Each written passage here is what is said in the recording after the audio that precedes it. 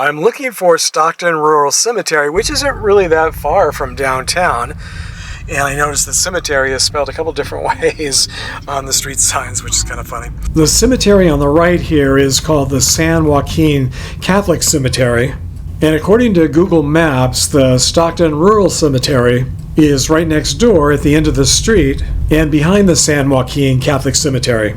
I'm driving from Palm Springs today to visit my brother who lives in Sacramento, and since it's right on the way, I decided to stop here in Stockton to see if I can find and visit the grave of Russel Higby. Higby died in a very shocking and tragic way on July 25th, 1949, at the young age of 24.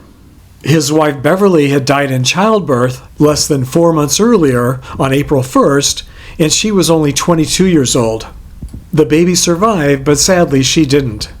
Her death left Russell grief-stricken and despondent, and even though they had a 2-year-old daughter, in addition to the newborn baby daughter, he was so heartbroken by his wife's death that he found the pain of living worse than the pain of dying, and sadly took his own life in a very dramatic way. His Find a Grave memorial page does have a GPS, and if it's correct, his gravesite should be pretty easy to find. So let's head back. It looks like it's at the very back of the cemetery, so let's head back there and see if we can find it. Can you imagine being so distraught, so grief-stricken, that you would fly your plane into your late wife's gravesite and take your own life so you could be laid to rest right next to her? That definitely seems a little extreme, but grief can be a very powerful emotion, that's for sure. So, I mean, I can see that happening, but it seems a little odd that he would want to crash his plane right into his wife's gravesite. I mean, he loved her so much. You wouldn't think he would want to destroy her headstone and all of the other headstones nearby and the grave itself. I mean, I'm sure it plunged into the ground if it actually did plunge in right on top of her actual grave. But then again, I guess if you're that distraught to do something like that, you're not thinking clearly anyway.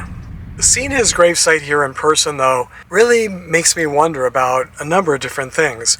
If he really crashed his plane, well, obviously he did crash his plane, but if he crashed his plane right into his wife's gravesite, was that tree there at the time? I mean, you would think that tree would have been destroyed.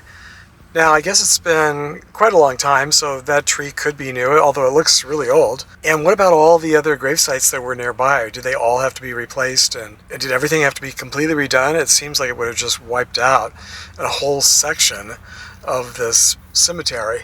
And then the water tower, which is just a few yards from his gravesite, was that there at the time? It certainly looks like it probably was.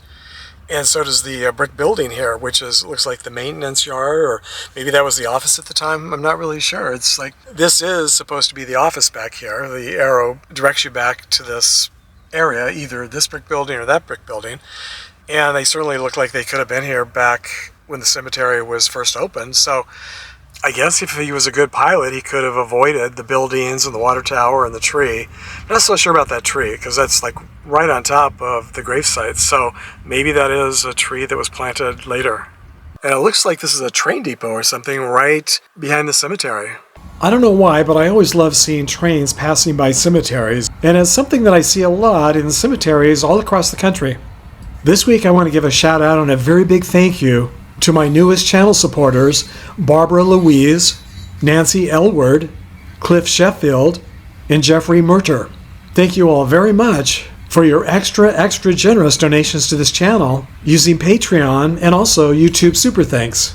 Your donations are all very, very appreciated and definitely help make trips like this possible. I also want to thank all of you who have taken the time to leave comments, and especially to those of you who have taken the time to subscribe to this channel. It's all very appreciated. Until our next trip to the cemetery together, thanks for sharing the memories, everybody.